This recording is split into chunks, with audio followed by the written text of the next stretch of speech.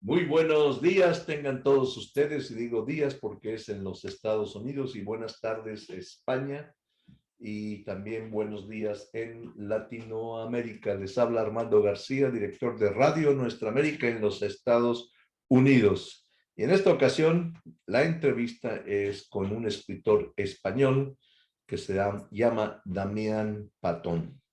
Hace tiempo a él lo tuve en una expo literaria que organizó la Agencia Mundial de Prensa y la misma estación Radio Nuestra América, y duró un mes y medio, y en ese tiempo pues entrevistamos a Damián sobre sus libros, y en esta ocasión sí me sorprendió. Vamos a hablar de dos de sus libros.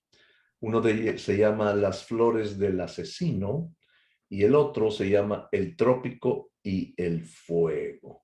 Damián Patón, para los radioescuchas de Radio Nuestra América, ha publicado en revistas y editoriales de pequeño formato para Cuba y México. Editó en el Banco de Ideas Z, así como la editorial Frente de Afirmación Hispanista de Pedro Arias de la Canal, que es una antología poética en España, con Sewa Ediciones, ya desaparecida, y con Roger Gibres, el libro de poemas Crucifixión del Alba, en 1992. Otra que se llama En Legítima Defensa, que son poetas en tiempo de crisis, con un poema incluido en su antología poética editado por Barley Bay Editores en el 2014. Tal como sale, así salió de repente, me imagino, una novela publicada por Ediciones Carena. Y así nos seguimos, porque si nos ponemos a hablar de tantos libros que ha escrito y tantas historias nos ha contado, nos va a hablar sobre Las flores del asesino, que en este caso lo tiene como un seudónimo de Miquel Goldenstein, o Miquel Goldenstein, y el otro es El trópico y el fuego, Damián Patón. Damián, bienvenido a Radio Nuestra América en el programa Nuestra Entrevista. ¿Cómo está? Muy bien, buenos días por ahí. Aquí son no la tarde, sino las 21:20 noche. Estamos a unos 30 grados. Va a venir un pequeño frente frío y esto no tiene nada que ver con lo que voy a comentar, pero bueno, estoy perfectamente bien. Bueno, ya somos algo conocidos y nada, puedo empezar a hablar. Las flores del asesino, que es un libro que está editado por la editorial Ilitia, que firmé con seudónimo. Su trama reside en lo siguiente: son unos crímenes. Es el típico argumento que existe, y decidí, es la segunda vez que lo cuento, ya no lo voy a volver a contar más, me refiero con los libros, no me refiero a la conversación. Decidí utilizar este mismo argumento porque es tan repetido que para escribirlo hay que ser original. Yo no sé si fui original, pero bueno, habla de unos crímenes cometidos a lo largo desde Hispanoamérica, o Latinoamérica, o como ustedes quieran llamarlo, Cuba, etcétera, etcétera, etcétera, por toda Europa, por una serie de asesinos que dejan como señal una rosa negra. Y ahí entra en juego la investigación de un periodista de un pequeño diario local que se ha empeñado en averiguar quiénes son esos asesinos que durante 30 años están cometiendo sus crímenes, firmados con una rosa negra, que además las víctimas suelen ser siempre personas discapacitadas, o con problemas psicológicos, bueno, es lo mismo, discapacitado, o simple y llanamente personas que viven en la indigencia. Y a partir de eso, el protagonista, un periodista, un político corrupto, un policía que también es corrupto, y una serie de personajes, pues se desenvuelve toda la historia y explica todo el proceso hasta que se averigua quién es. Es una historia escrita, bueno, se averigua quién es. Es una novela de aventuras que se recorre toda Europa, se detiene en México, pasa por Afganistán, pasa por muchísimos países hasta llegar al desenlace final.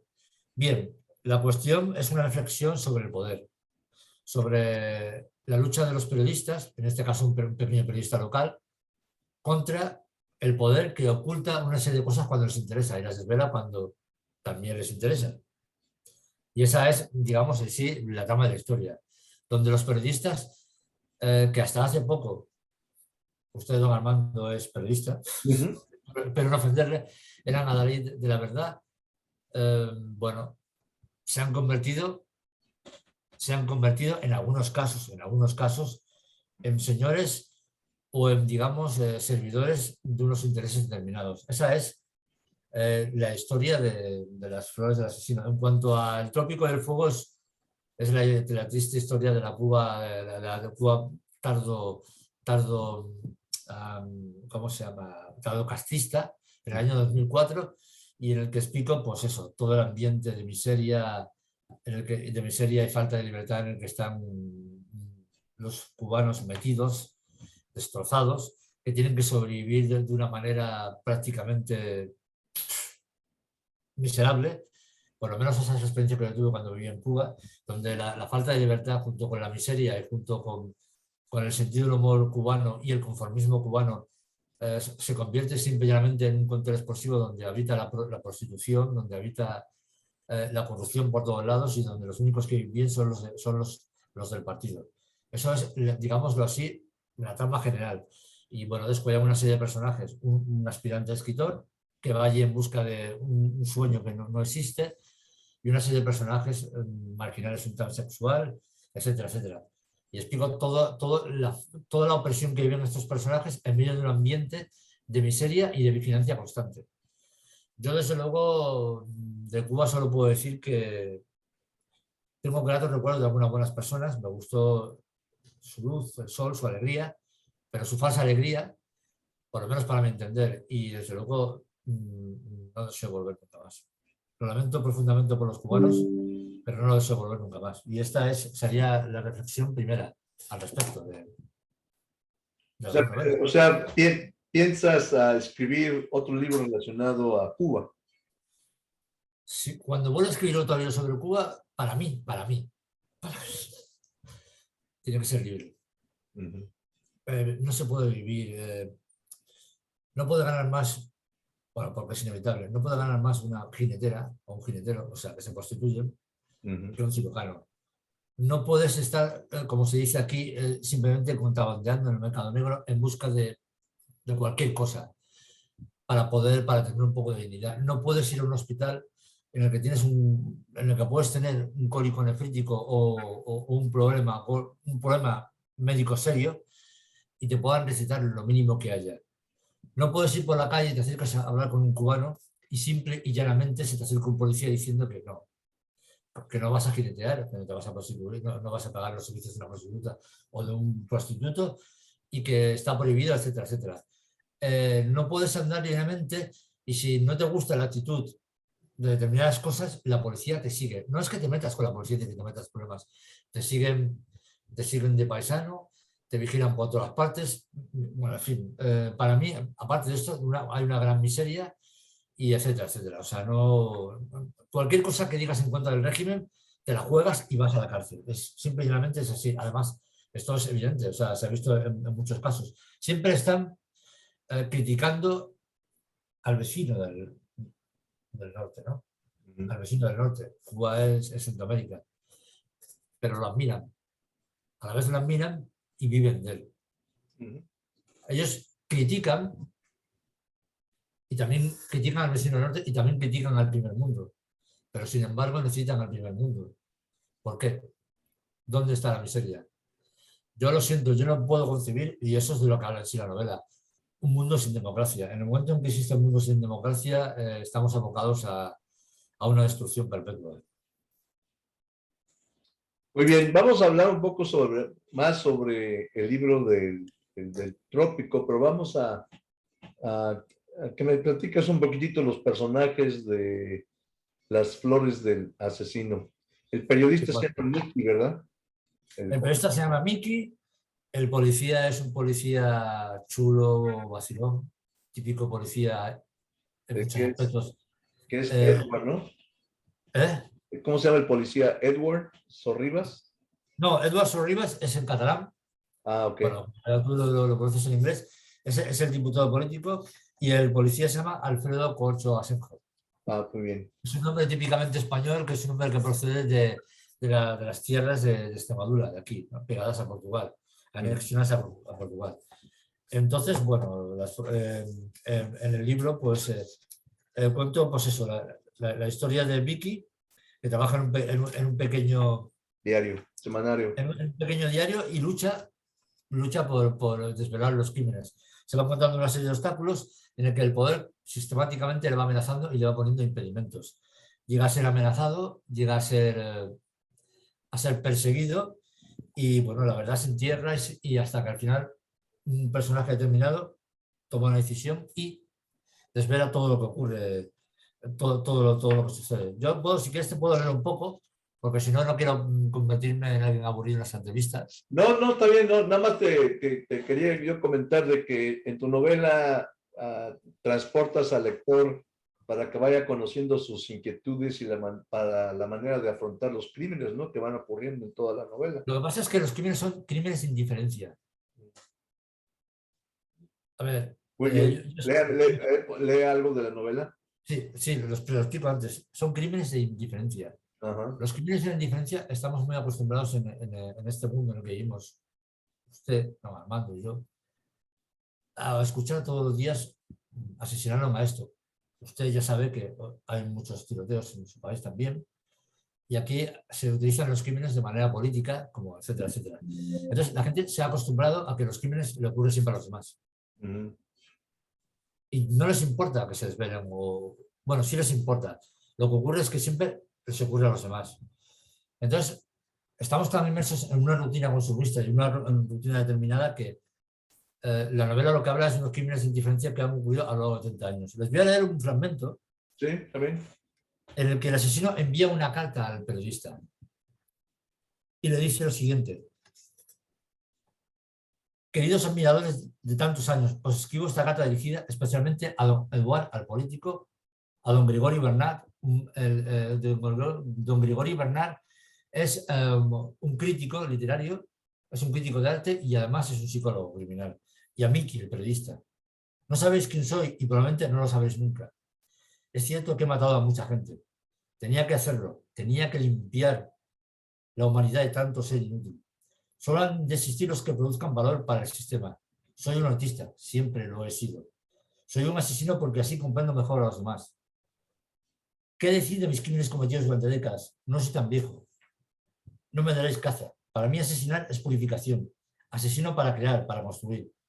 La humanidad está en sus peores momentos y no lo veo. Religiones radicales, saqueos de la naturaleza, la capa de ozono, guerras invisibles. Debo deciros que quienes me conocéis y yo os admiro, estáis en mi punto de mira. Seguiré matando. Es algo que limpia las cloacas de nuestras calles y también mi alma. Y eso es una carta metafórica que en el fondo está hablando del sistema, ¿no? Sí. Y el sistema es lo que hace. El sistema destruye aquello que no le interesa. Los gobiernos usan asesinos para destruir aquello que no les interesa y luego desaparecen esos asesinos. Nunca se descubren sus crímenes. Hay un ejemplo muy claro en un personaje que todo el mundo, ahora está en boca de todo el mundo, que se llama Putin, ¿no? Que bueno, yo, con respecto a Putin, sí, es de la vieja guardia, de la KGB, etcétera, etcétera, y ¿qué vamos a decir? Entonces Putin, cuando no le interesaba, pues eso lo sabe todo el mundo, lo ha habido, contrataba a sus sicarios determinados, asesinaba a este periodista, siempre, generalmente eran periodistas, asesinaba a este opositor o les mataba con polonio. Y eso, en el fondo, este es un asesino, o son unos asesinos convencionales que por voluntad propia, con su pequeño poder, lo que hacen es practicar un deporte que a ellos le llaman arte. De todas formas, todos los asesinos seriales son así. Siempre tienen un plan, ellos lo hacen como una caza, son depredadores.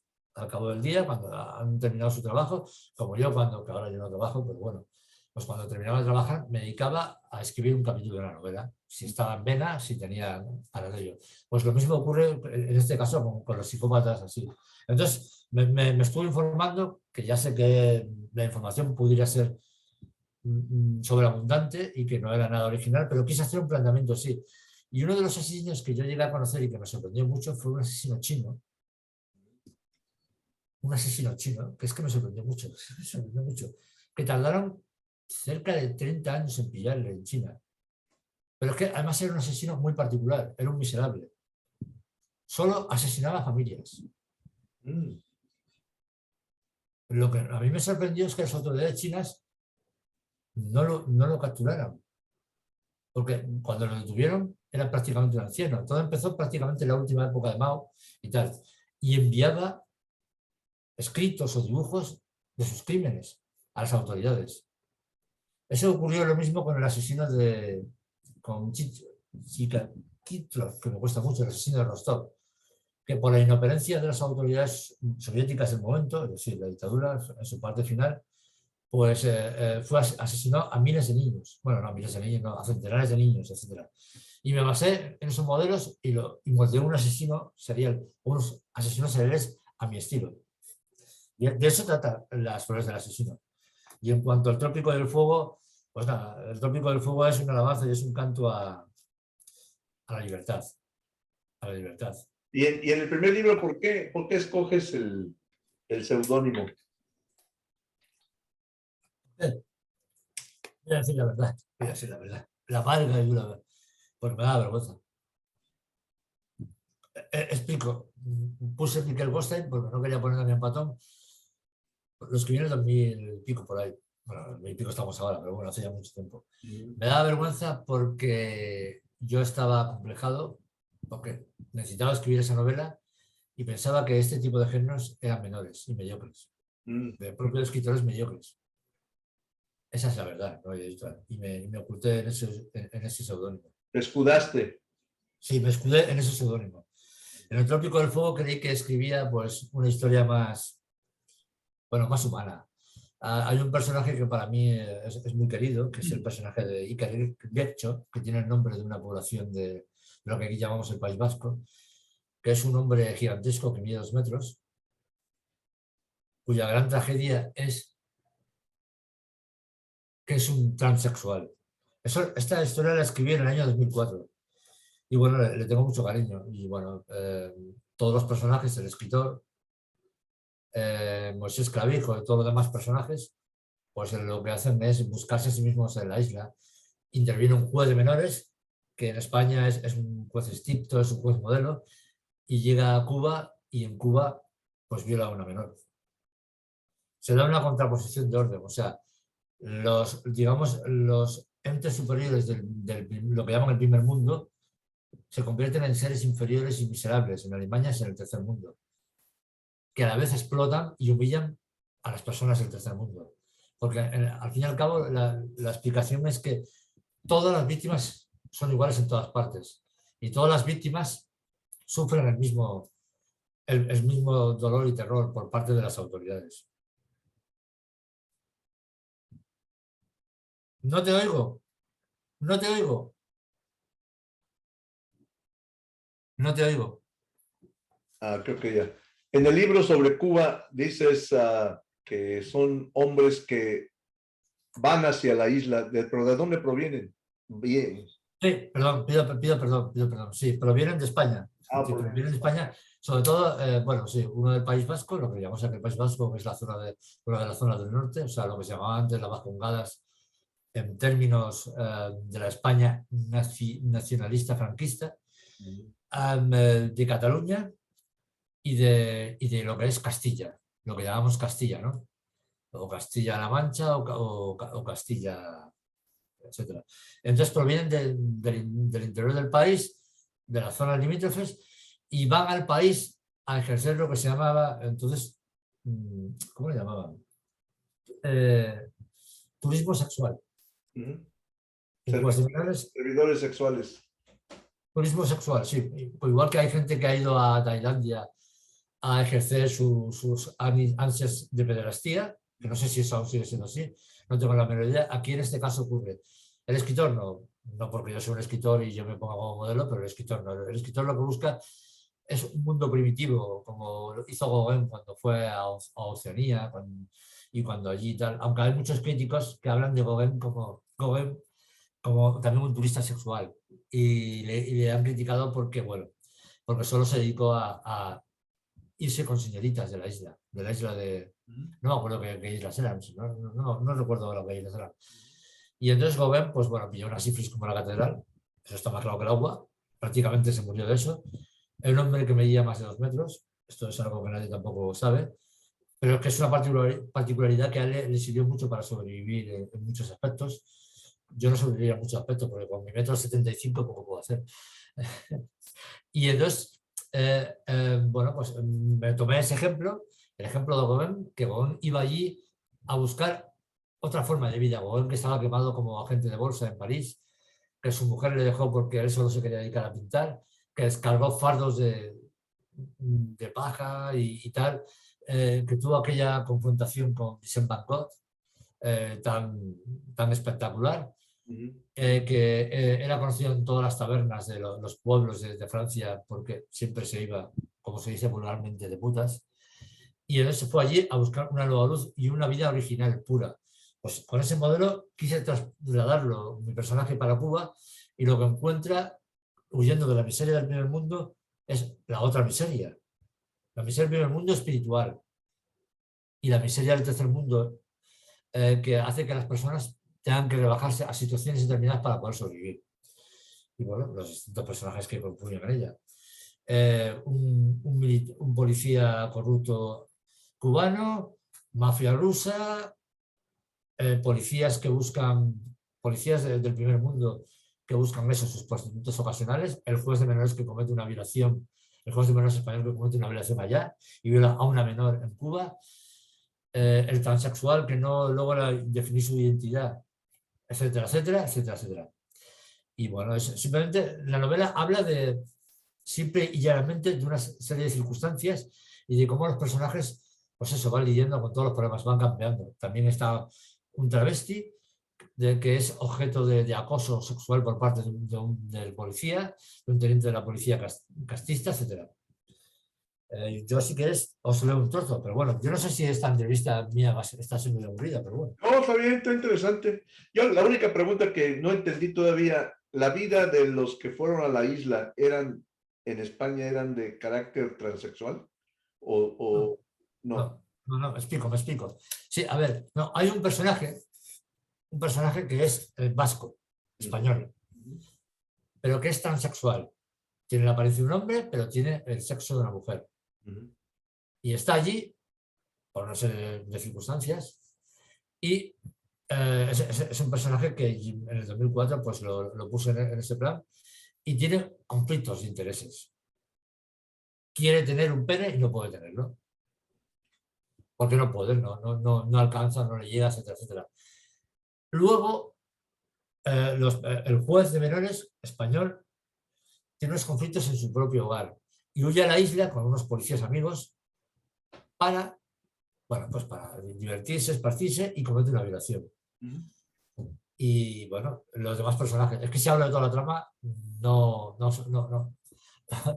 Va a perder brillo y los lectores van a decir, bueno, ya me ha contado la novela, no quiero que sea como un thriller norteamericano. Mejor que compre la novela. La novela está editada por Ilitia Editorial.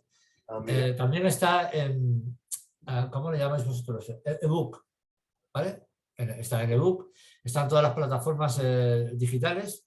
En España, en la Casa del Libro, se puede encontrar en cualquier librería, etcétera, etcétera, igual que Las Flores del Asesino. También está en ebook y se puede encontrar en cualquier librería. No hay ningún tipo de problema. Si no, pues se piden por las plataformas. Yo no sé si es difícil poner en Amazon, no creo que sea difícil ahí en Estados Unidos, ¿no? Si pides el libro, evidentemente está en español. No soy un escritor así expansivo, pero no porque no quiera, sino porque no puedo, porque no me han dado más opciones. Entonces está solamente en español. Pero bueno, en español es un idioma que lo hablan en Estados Unidos, no sé cuántas personas lo hablan, 50 y tantos millones, ¿no? Más o menos, sí. Creo que 50 y tantos millones o 54. ¿Cuántos sois? Sois 400 millones de habitantes en Estados Unidos, ¿no? 400, casi un poquito, pegándole a los 400. Bueno, sí, hablaron 50 y tantos millones. Luego está todo Hispanoamérica o Latinoamérica. La expresión Iberoamérica a mí no me gusta. No. Y Latinoamérica vamos a dejarla porque la acuñó un francés y vamos a dejarla porque, pues voy a dejarla por exacta porque todo el mundo la habla, ¿sí, no? Claro. Entonces, bueno, es así. No hay ningún tipo de problema para que lo pueda leer en español o el estudioso. Yo lo que sí puedo decir, a ver, es que me divertí mucho escribiendo Las flores del asesino, mi editorial. Me divertí muchísimo, a pesar de que tenía muchos complejos, que pensaba que eso no era propio de un escritor serio. Lo digo porque me estoy haciendo una autocrítica.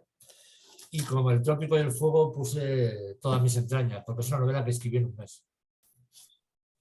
Con Sí, respecto al trópico, al libro sobre Cuba, es que lo pasé muy mal en ¿la Cuba. intención fue escribir una historia o fue la intención de crear estos personajes como una crítica al régimen cubano o al sistema social y político en la No, isla? no, la intención es que fui a trabajar a Cuba con una filial, una filial, perdón, española, de una editorial española, muy importante. No voy a dar el nombre porque luego nos dejaron en la isla, como se dice aquí en España, colgados, Mm. sin sueldo y sin nada, al cabo de un mes. Sí, al cabo de un mes nos dejaron en la isla. Yo voy. Yes, yes.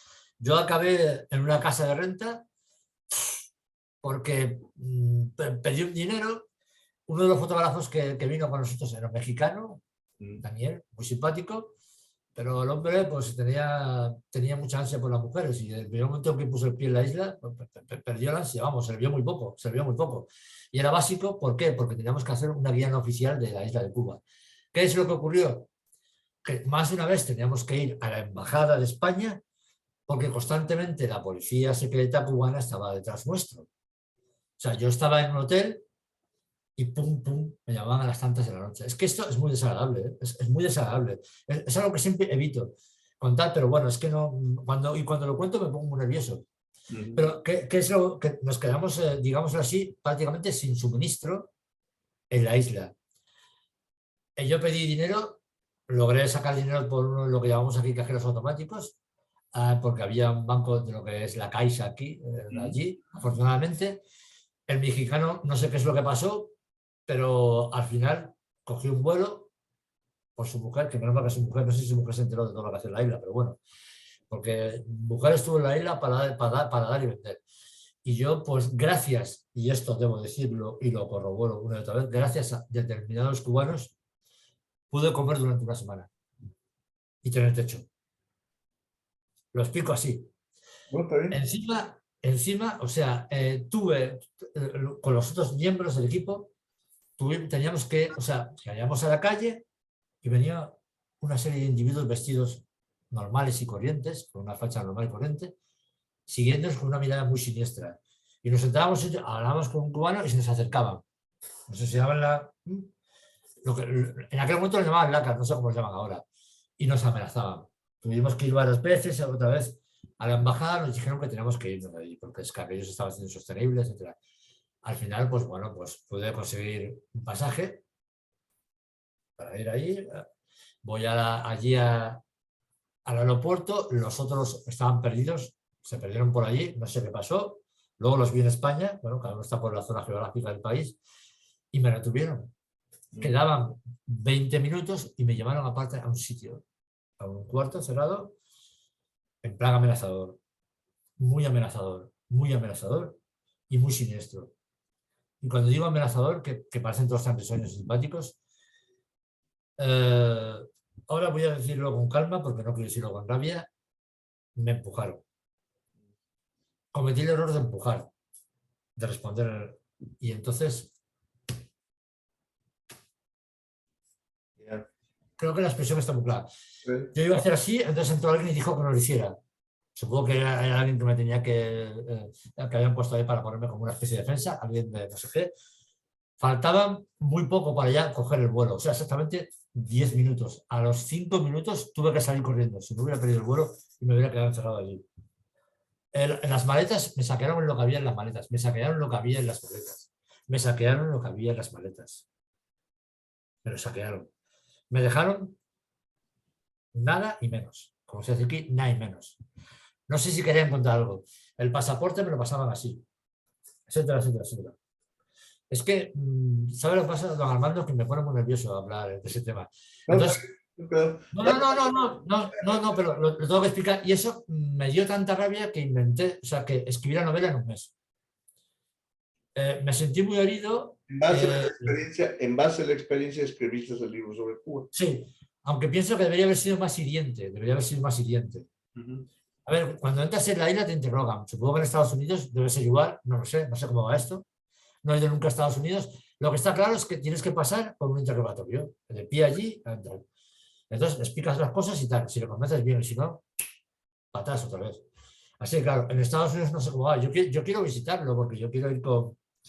Bueno, mi hijo es autista y discapacitado intelectual, pero claro, ir con mi hijo es muy complicado porque por la más mínima se asusta y arma un escándalo que para qué te vamos a contar. O sea, entonces es muy complicado, por eso no. Pero bueno, tampoco quiero ir porque no sé cómo está el asunto del COVID allí, no sé cómo está, y no tengo ganas de estar ahí con mascarillas y tal.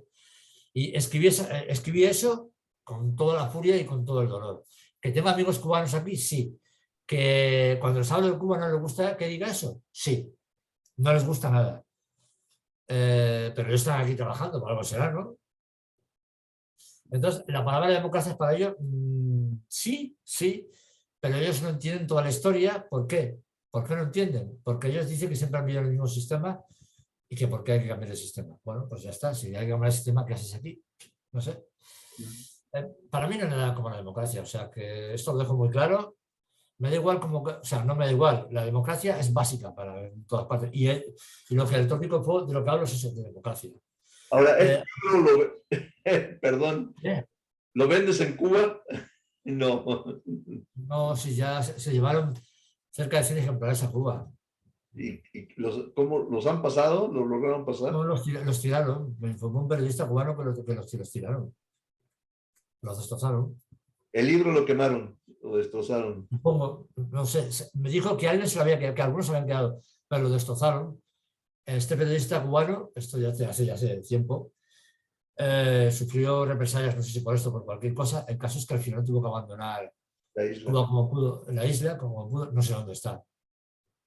No sé si está en Estados Unidos o tenía familiares en Alemania para ir a trabajar, o está en Gran Bretaña, o está en España, no lo sé.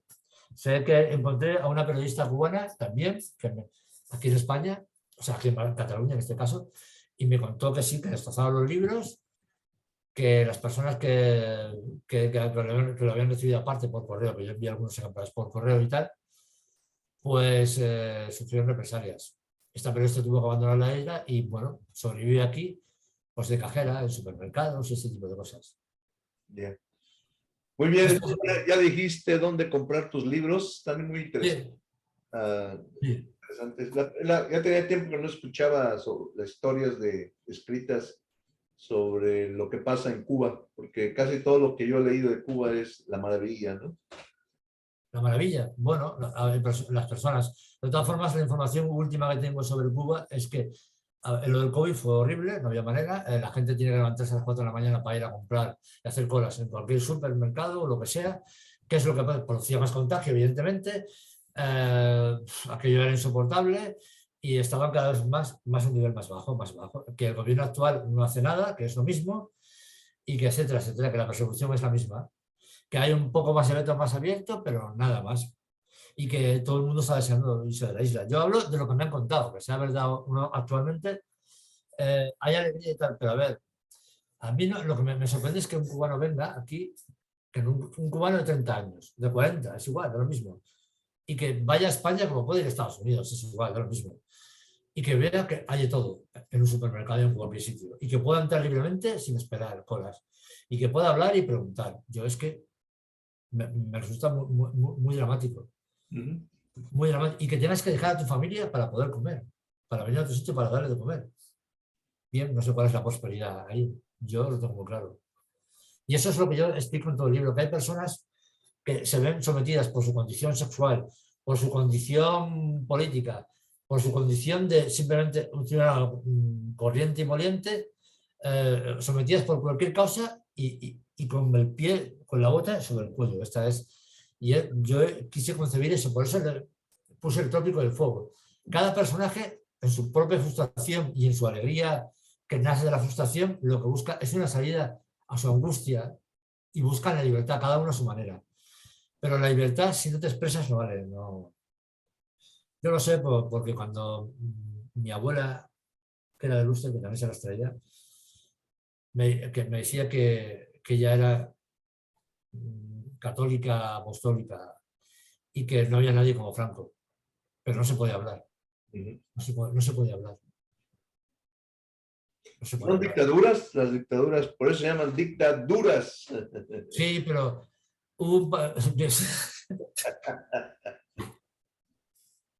¿sabes lo que es una octavilla, no? Lo que es un panfleto, ¿no? Sí. Alguien en los años 60, un pariente mío, alguien tiró de un partido demócrata, no solo el Partido Comunista de España, tiró unos octavillas, unos panfletos por la calle.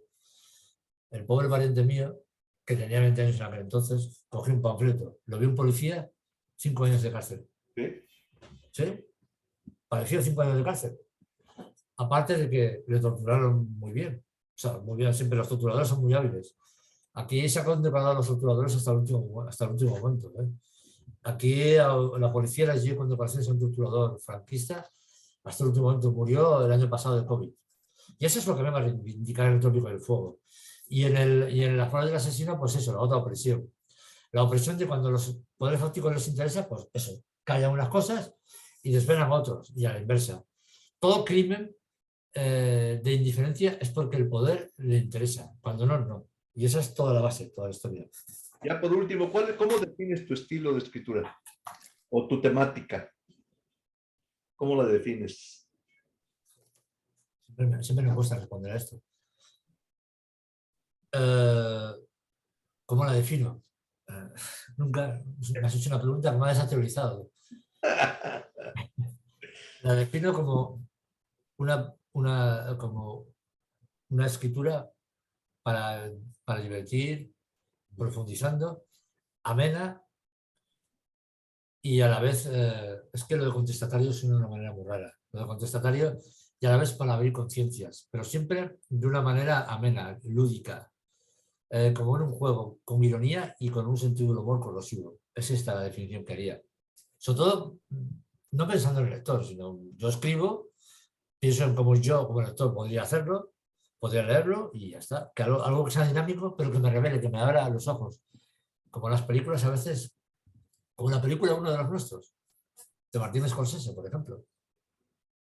O como por ejemplo La tentación vive arriba de Billy Wilder, que son temas que planteados de una manera sarcástica e irónica, sobre todo la tentación vive arriba, con aquel vecino baboso con Marilyn Monroe que le cae la maceta y dice, no, no pasa nada, porque claro, como la otra es súper guapa, no sé si has visto la película.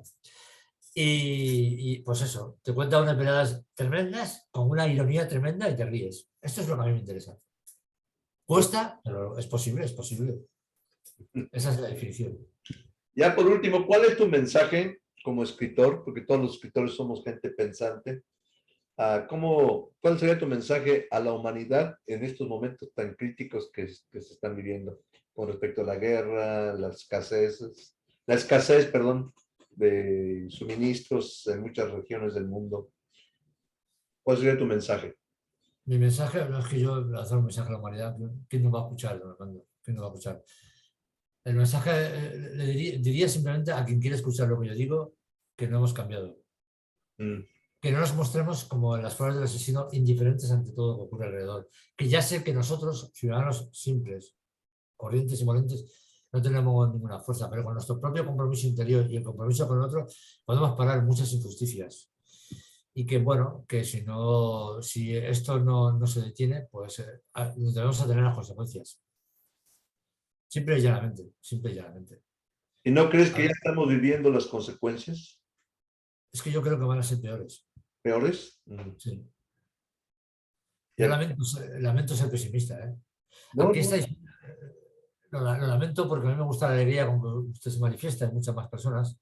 Me gusta ver la alegría de los niños, me gusta ver la alegría de mi hijo de 20 años que vive en su mundo, pero siempre me dice, qué bien estoy.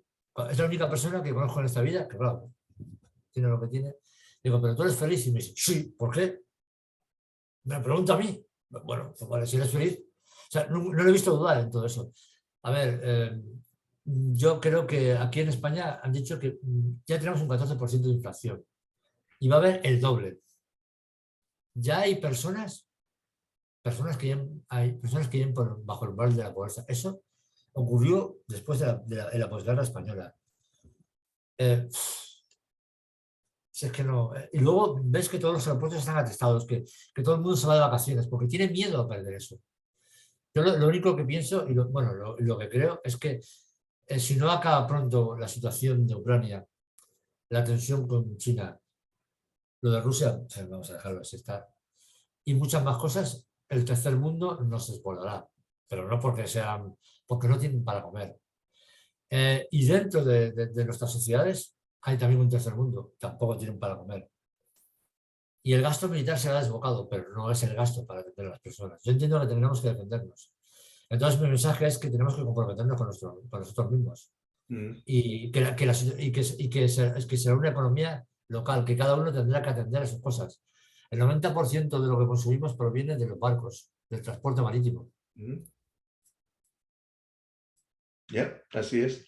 Bueno, Damián, un placer volver a entrevistarte y espero que pronto nos tengas una nueva novela. Sí. ¿Con el futuro? ¿Cómo sigues escribiendo o ya le paraste? No, yo sigo escribiendo. Ahora escribo sobre abuelitos, sobre abuelos. Ah, bien. Yo ya tengo 58 años. No, pues ya. Yo ya pasé, yo te llevo por 10 años. Bueno, pero vamos, somos jóvenes, ¿no? De todas formas. Y sí, nada, siempre y llanamente espero no haber sido aburrido y espero haber aportado algo. Y agradezco mucho la entrevista, te lo agradezco mucho, Armando, y me alegro de que se encuentre mejor, que se encuentre bien. Esto es importante. Y Okay. espero algún día leer algo suyo. Yo estoy bien. Pero espero algún día leer algo suyo. Ah, sí, está bien, cómo no. Me lo dirá. Y gracias, muchas gracias. Está bien, felicidades. A ustedes. Chao.